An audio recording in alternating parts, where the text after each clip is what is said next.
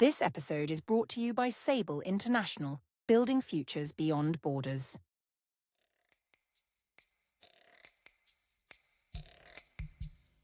Today on the Relocated South African podcast, I'm joined by Jenny Forrest Angel from Wellington in New Zealand, someone who made one of the biggest life decisions possible, moving countries with young children long before it was easy to stay connected. Nearly 30 years later, children are thriving, a family is rooted, and she says she would do it all again. Welcome, Jenny. Hello. Good to have you. So you moved to Wellington in 1997, you said, with a 20-month-old and a 3-year-old. Yes, that's right. Yeah. No internet, just expensive phone calls and fax machines. And a fax machine. That's right. So what prompted the decision to immigrate in 97, Jen? When I moved to Portugal, I had no idea how much paperwork was involved. Police clearances, apostille certificates, unabridged documents. It can feel overwhelming. Apostille takes care of it all for you. They apply, follow up, and courier everything directly to your door, whether you are still in South Africa or already settled abroad.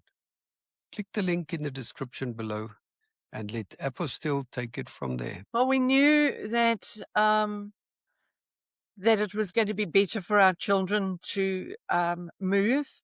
We knew that it was quite possible that they wouldn't have too much of a future left in South Africa. And the safety, we had 5 burglaries between the time my younger son was born and when he was about 18 months old, 17 months old. And it just felt worse and worse and worse and worse. So my husband was, he was contracting in South Africa and his contract was coming to an end. Oh, and we'd looked at it coming. So before my second son was born, we'd looked at coming. We'd looked at the point because it was the point situation. Points then you had to get a particular number of points. I've got no idea what it's like now, but anyway, we had to get a particular number of points and we'd looked at it and we'd considered it. And then our second son was born and we decided, yes, we actually needed to start making plans. He was about 6 weeks old and I came home and I knew the burglars were inside my house. So I drove out of the garage. So I had a 6-week-old and a 16, 17-month-old in the back of the car. I drove out of the garage. I sat outside. I dialed the flying squad and the reply was, "We're too busy to take your call." I phoned my husband so we were in Johannesburg and he was in Randfontein, so a good half an hour away. And he arrived before the flying squad. Oh, my word. Okay. So that was kind of, at that point, we already had the paperwork because we had to work through London. We had to work through the embassy in London. So we already had our paperwork in. And yeah, we decided we were going to go. My parents said, "You have to get out, take your boys out." So we did that. So we arrived here. Actually, my husband arrived at the beginning of July. I stayed behind and sold the house and got every last possession packed into a truck. What a mistake. I wouldn't bring all that much stuff if I did that again.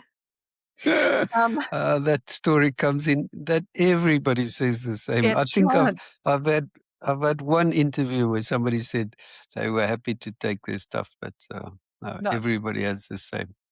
Yeah, and then we arrived here on the 31st of August 1997. And some people might remember it's the day Diana died. Wow, that's amazing. Jenny, just take us back a little bit. So you said you were living in Joburg. In which part of Johannesburg were you? On the West Rand. Okay. You also mentioned that you worked through the embassy in London. The UK. Is that the New Zealand embassy? Did they not have Yeah, so we had to send all our paperwork to London. That's amazing. What we did back then. Yeah. And if you think back now to obviously you left parents behind, and did you leave siblings and other family behind? No siblings. My husband had his mum and a brother and sister-in-law in Durban, but I had no family other than my parents. But Jan, we were the lucky ones, all right? We got here early, and it wasn't hard to bring parents across. So a year later, my parents followed. Okay, I was that. I mean, that obviously makes a massive difference, Oh, because just everybody talks about the reality of leaving family behind for a better future, for their children, and then, I mean, that is incredibly tough. So you're right. You were extremely lucky. And how did they adapt to living in New Zealand? hard, very hard. It's very hard to move. I keep having to work out how old they would have been. So my mother would have been late 60s and my father would have been early 70s. Really hard to move at that age because you're leaving everything behind, all your friends. But as my mother said to me, it's your family who buries you, not your friends. Wow, that's a Um, that's and a very good. they struggled. They struggled. Look, we thought the exchange rate was terrible in those days. We were getting $1, one New Zealand dollar to every 3 rand. Ha ha ha. Now it's something like 11 to 1 sort of thing. So of course they struggled to start with, but they soon found their place and settled down. They made a few friends. And my children, my 2 sons, just loved being with them. Absolutely loved it. My parents would fetch them every afternoon after school, take them home, and then I'd come and fetch them later when I finished work. My word, that was amazing. It was. We were I the I lucky think ones. I think you are really lucky. I mean, there's so many conversations that people talk about leaving parents behind and how difficult it was. Just from a financial perspective, I assume you guys had. You said you worked and your husband had jobs, or was it easy to find work in New Zealand? Well, he was contracting in South Africa, and his contract was coming to an end. So he'd gone to his contracting house, the ones who employed him and sent him out into wherever he had to work. And he said, I only want a contract for 6 months or whatever it was, because we're going to New Zealand. We've been accepted. And of course, we got permanent residence straight away. And so his contract that he had was renewed for a while, but not many days later, somebody phoned early in the morning in South Africa, and my husband already gone to work, and this man said he's phoning from New Zealand from a contract house, and he wants to speak to my husband to see when he'll be arriving because he wants to offer him a job. They had a conversation, and then we had a discussion, and I said to my husband, look, a job in the hand is worth 2 at the employment agents. Take the job. It wasn't the best job. He was quite unhappy there, and he didn't stay very long, but he moved on to a much nicer working situation. So, and then we arrived 2 months later. He bought a house for us because I told him I wasn't moving into rental accommodation because I wasn't moving twice. So he bought a house for us, and we lived there for just over 3 years, and then bought a bigger house and moved on. Oh, awesome. And Jenny, when did the decision to bring your parents across, when did that happen? Before Straight we away left, when you, before we even before you left. left? Yeah. Already then we were having conversations about it, and that was when my mother had said, because I'd mentioned to them, about coming, and she had said, yep, your friends won't bury you, but your family would. So I already had the majority of the paperwork for them. And when I got here, when we landed here, when the boys and I landed here, I had to fill in one more piece of paper. And then I sent all the paper to um, immigration here. And so that was in early September. And in fact, on the 15th December, that same year, 97, which was my parents' wedding anniversary, they got notification from the New Zealand government that they were being accepted as permanent residents. Wow, that's amazing. Wow, So, that's a so beautiful what was story. it? September, October, November, December. So less than 4 months after I sent the paperwork in, they got permanent residence, and then they arrived in early August 98. And Jenny, that first period, I mean, the first years, normally people say the first 6 months to a year, it's really hard on you. You're strange. And just practically, I would imagine in those days, you didn't have all these Facebook groups of Mm-mm. people living in New Zealand and connecting and helping and so on. How hard was that? Very hard, because you don't know the good areas to live. There's no contact with people. I cried every day for the first 3 months that we were here. And I just cried because I didn't know what kind of cheese to buy. I didn't know what kind of laundry powder to buy. I mean, I always tell the story of our first Friday night here where I went and bought fish and chips and made a complete mess of what we were ordering. Because here, fish and chips is chips is a scoop of chips. Now, I'm sorry, a scoop is ice cream, not chips. I was listening to all these people ordering 2 fish and a hot dog and a this and that and 5 scoops. And oh my word, I'm thinking, scoops? What? So I made a complete mess of the order, walked out of the fish and chip shop sobbing because I'd done such a stupid thing. But it was really hard. Fax machine, Monday and Thursday morning, when the phone rang, nobody answered it because it was my parents sending a 1-page fax. And then I'd fax back after that, so same thing. So all we had was a fax machine and expensive telephone calls, that's all. No Facebook pages to say, what's the best cheese to buy? What's the best baby formula to buy? Nothing like that at all. You just got on and you did it. That's amazing. And just again, back to your parents, in this 4-month period, they kind of had to pack up and sort their lives out. Were they on their own doing that? I mean, that Yes. must have been pretty tough for them Yeah. as well. And my mother did most of it because my poor father just didn't feel capable of it. So she did it all. She must have worked so hard because they would have been in that house for about 40 years. And he had a garage full of tools and this, that, and the next thing. But she did it. She would have been amazing, absolutely amazing doing that. And when they arrived, it was just so exciting because now the boys were 4 and 2.5. So we had to go to the airport my husband bought a car here when he landed, but we also sent one of our cars from South Africa. Never again. I'd never send a car. Ever, ever, ever. So we had to go to the airport to fetch them in 2 cars. And I'd bought a little bunch of flowers for my one son to give my mother and a bag of chocolate-covered ginger for the other son to give to my father. And so my father and that son and my husband were in the same car. And my younger son was so excited about his pa being here that apparently he was throwing this chocolate ginger-like confetti in the back of the car.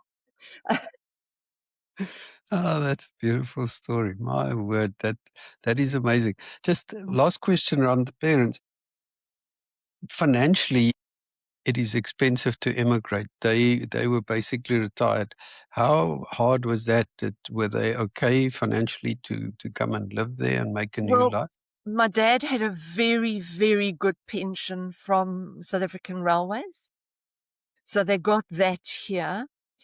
And after they had been, and I can't remember all the numbers, but after they had been here for a good number of years, and I want to say 5 or 10, but I can't remember, they then qualified for the New Zealand superannuation. So that really, really helped them. I mean, the superannuation, no one can actually live on that. But with the pension that they were getting from South Africa and with the superannuation, they were fine. They weren't rich. But, my mother said to me, we don't have to travel anymore. We traveled, after my dad retired, they did a lot of traveling around the world. And she said, we're here. We're here for our grandchildren and you too. So they were very happy to be here. Okay. And the children, you said they were happy with your parents there. Did they adapt very well to life in New Zealand? My children. Yeah. Oh, absolutely. I mean, they were little when we got here. So, of course, they started school here. And they just went through the school system. My oldest son went to uni straight after school, and he did an actuarial science degree, and he ended up winning the prize for the top actuarial student.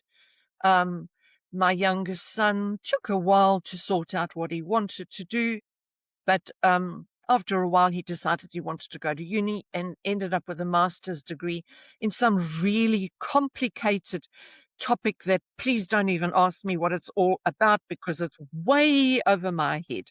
So, and they've really both got very good jobs now. One's married, the other one's getting married, wonderful young women. And we're all settled and happy here. They've both got houses here. Excellent. What do you think was the key to having success in New Zealand? You said the first 3 months you cried every day, but what do you think made it work in the end? Don't give up. Just don't give up. We'd made our decision. And hard as it was, you just have to not give up. You just have to face each day. I decided after 3 months, I was going to put green stars on the calendar every day that I didn't cry. Why green? Because I only had a green highlighter. That's all.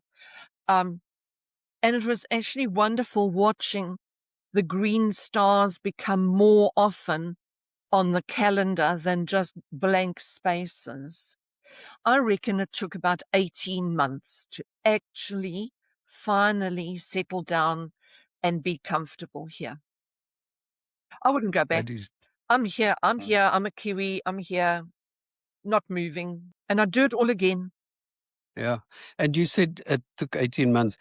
After the expiry of the 18 months, did it then start feeling like home? I just felt like financially we started being on a little bit of a easier footing, because you move this far away and you have to replace everything, the bottle of oil, every last spice that you had. Come from South Africa and you're used to making bobotie with all those different spices. Every single one had to be replaced. It's expensive. It's expensive to start again. It really, really is. So after about 18 months, I just felt we were just financially starting to cope, finding our way around. I got a very funny job about after a year after we got here. I ended up working for some marketing company, and I had to go around all the big supermarkets and petrol stations in the greater Wellington region, and I had to go and count how many rows of particular brand biscuits and particular brand chippies, and measure on the shelf how much space they had and how much the competitors had, and then come home and do a big percentage calculation. And that was a fantastic job, because I had to find my way around the greater Wellington region with a paper map, no Google Maps. And that made me become very aware of where we were in Wellington, the greater Wellington region. I saw places that I didn't know. So it meant that we as a family could then go and see these places as well. Sometimes I took my parents and my children as well when I was doing a job, especially if we were going somewhere where there was going to be a beach. I'd take them with me. I'd go and do my job. My parents would entertain the boys, and then we'd go and have a picnic on the beach. It was a fantastic job. It was just so low paid, But what I learned about Wellington and finding my way around Wellington was fantastic. So, you just take everything. You take everything offered to you. So you just can find your way around and learn things. Yeah, yeah. Sometimes I think South Africans have some pride in saying, I can't do that job, that's beneath me. And you can't do that overseas. When you Ah, leave, you have to yep, do that. yep. Absolutely. It was a rather A- fun job, actually. yeah, I can imagine meeting people. It Yeah, must have been really yeah. interesting. Talking to people, because people in the shops would want to know what I was doing, and I'd explain to them what I was doing. It was, yeah. That's amazing. Jenny, obviously, I mean, this is almost an obvious answer, but if you think back, say you'd stayed in South Africa, you wouldn't have had this outcome, I assume. I'm not sure my boys would have been accepted into uni. They may have. They might have decided that they would have had better opportunities overseas, and one could have gone east and one could have gone west, and then what? Yeah. I'm never sorry. I'm never sorry we made the decision. As hard as it was in the beginning, I'm not ever sorry. That's excellent. Yeah, one cannot have regrets about these things. But then I was one Uh, of the lucky ones. I had yeah, my parents here. I was that's a one of big the thing. lucky ones. I have to ask the question. You're a Kiwi, but are you All Black or Springbok supporter? I'm an All Black supporter. Okay, so you're a proper Kiwi, Go even the when mighty All Blacks. even if they play against the Boks. Yep, yep. Well, okay. Well, No, you. funny story, we had the World Cup here in 2011, and I was determined I wanted to go for the atmosphere. So a colleague of mine was very into rugby. So as soon as the tickets opened, I was online to book the tickets, and I didn't even know who I'd booked for. I didn't even know who was playing. And I discovered later it was South Africa against Fiji. And I booked the cheapest seats I possibly could. And some months later, whoever was selling the tickets came back to me and said, no, you can't have those tickets. They're terrible tickets. You won't see anything. So we're actually upgrading you. And what happened was we sat in the middle, just below the coach's box. So a colleague of mine came. We both found South African shirts from somewhere. Kiwi as she is, she learned the national anthem. And there we stood, the two of us, singing both the New Zealand national anthem and the South African national anthem in all the languages. Wow, there you go. That is just It was fun. absolutely. I mean, we've had fun. It's been fun. We've done some fun things here. Mm. And friends-wise, Jenny, did you meet a lot of South Africans, or were you mostly New Zealand friends? It's quite hard to make friends when you're older. And people came here, and then sometimes they went to Australia, or they moved to a different part of New Zealand, and you lose contact. I've got friends here. It's great. I see them. My children are here. Yeah. Okay, so you, I mean, a lot of South Africans call it a soft landing because they meet South Africans and other South Africans. My view is that the fact that a person has immigrated and comes from the same country is not necessarily going to make you a friend of his, or hers, because people Absolutely. have different values. Mm-hmm. So Yep. would you agree with that as well? Absolutely. And that happens. You meet people, right, especially when you first arrive, you meet people and you think, oh, they're South Africans, I've got to be friends with them. And then you realize that exactly that. Your values don't align, you don't have much in common.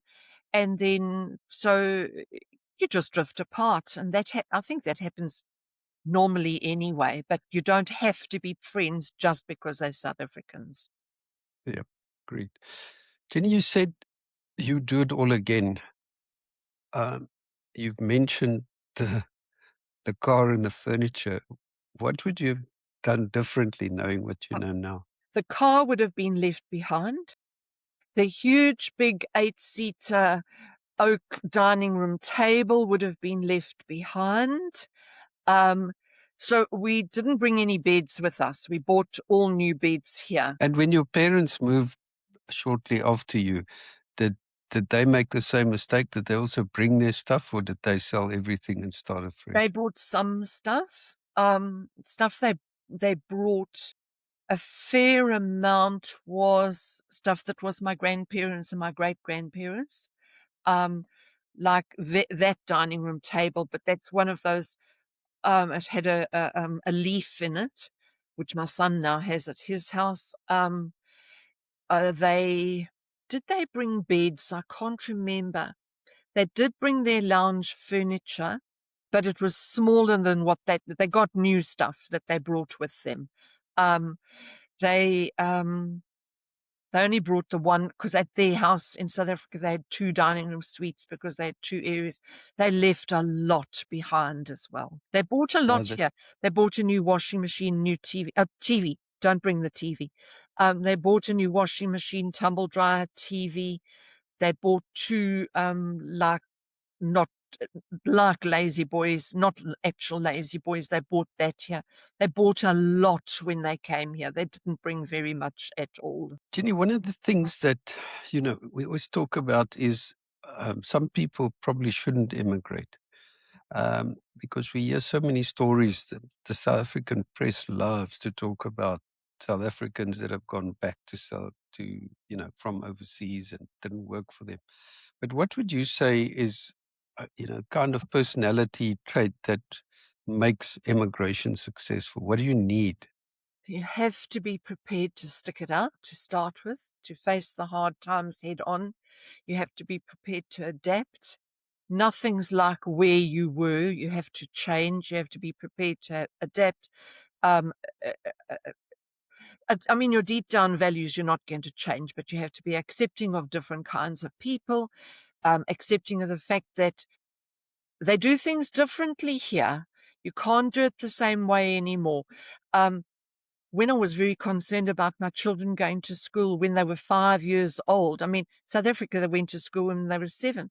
My mother said to me, you can't swim upstream. And that's so true. You have to do like they do it here, as is happening here. My children went through the whole school system. They were absolutely fine. They got into uni. So they were like everybody else. Everybody else was learning the same. You have to adapt. You have to be prepared to accept that things are not the same as they were. They're not going to be the same as they were. And just go with the flow. Be a bit like, if you look at a big rock on the beach and the sea is coming in and the rock is there and the waves just flow over the rock. They're not killing the rock. They're not doing anything like that. The rock is just taking it. Just take it as it comes and stand firm.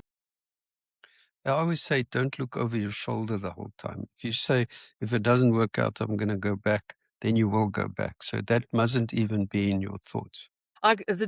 As we left South Africa, as that plane took off, I knew that we were here and we were here to stay. Just a question, you talked about the burglaries and so on. Everybody's got reasons why they leave. How long did it take you guys to kind of feel safe and adapt to not having to worry about safety? Because for us, that's still a big thing after 6 years overseas. It's hilarious because the houses in New Zealand are usually not bricks. They're wooden. Okay. My husband always used to say, it doesn't matter. You can just take a screwdriver and get into the house. Well, not quite. But when we walked out of the airport, I could feel the safety in the air. I could just feel it. It was one of those things. I always used to laugh at my neighbors when we moved into our first house, and she'd say to me, when you go out, you must close the windows because otherwise people might come in the windows. And I used to think that's hilarious. Just leave the window open. They think you're there. It doesn't matter because there were no security doors on the windows, no security bars on the windows, no security bars on the doors. That was it. People would leave their shoes outside, and the shoes stayed there forever. If kids left toys on the front grass, they were there the next morning. A lot of people in Australia and New Zealand, because it's kind of similar weather-wise to South Africa, talk about kids being able to play in the front yard and, walking to school and not just having no fear. I mean, it doesn't mean there's no crime, but it's just having no fear is so valuable. Yep. That is amazing. When we went back to South Africa in 2001 for my mother-in-law's funeral, and my kids could not get over how many doors had to be locked and unlocked every time you came in somewhere. They wanted to go to the park, and they couldn't go to the park because here at our first house, we had a park just down the road, and there were lots of little boys in the neighborhood. It was fantastic, all these little boys. And there was one rule they had. If the boys, they'd say, Mom says, if we change place, we have to tell her. So they'd be playing at this house, and then they'd move to the next house. They'd have to come and tell me. They went to the park all together. They had to come and tell me. They were down in the park. It was great. Yes. It was a little cul-de-sac, and yep, it was great. That is absolutely priceless. And Jenny, if someone is now sitting on the fence in South Africa thinking about immigrating with young children, what would you tell them? You got to do it for the right reasons. You have to be certain it's what you want to do. You have to be prepared to make a go of it. I think the younger you can come here, the younger your children are when you come here, the better for them. But it doesn't matter, because I've seen teenage South African kids arrive, and they thrive. People have to be prepared to do it and to work hard at settling down. Discover the country. Every holidays, and sometimes on long weekends, we'd go and see the country. My children have seen the country from the top to the bottom. That is very important. But I think the one thing that I know today is very difficult for older people to move to Australia and New Zealand because of various reasons. The immigration laws change. So I think that's probably the biggest thing, where you had such a massive advantage. Being able to have your parents there.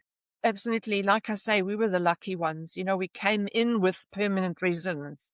There was no minimum salary or anything like that. We just, as we landed at the airport, so they stuck our permanent residence visas into our passports. And my parents were the same. We were lucky. We came here early. We came here in 1997. I mean, that's nearly 30 years ago. Hey? And It was easier. It was much easier. We were lucky. Before we wrap up, if documents are on your to-do list, Apostille handles everything and will courier it directly to you. I've linked Apostille in the description below. Well worth a look at if documents are on your list. Yeah, I think maybe getting to the end now, one of the things you said in our communication, you said your parents are now buried not far from where you live. And maybe that's what shaped your life in New Zealand, the fact that they were so close to you and you had them till the end. Certainly it helped with my children. I mean, it's always great for kids to grow up with their grandparents. My mother was a very tenacious person. She never gave up. People will say I'm very similar to her. I'm stubborn. I won't give up. So maybe it was just genetic. I don't know. Because she wasn't giving up here either. They could have gone back because it was hard for them. It was very hard for them, and I know that. Just don't give up. Just keep going. It's going to get better. I'm so pleased for you that things have worked out so well. Thank you. Thank you. Thank you. And to our listeners, if this episode resonated with you, please share it. And also, if you like more episodes, find the Relocated South African on your favorite platform or on our website, relocatedsouthaafrican.com. Until next time.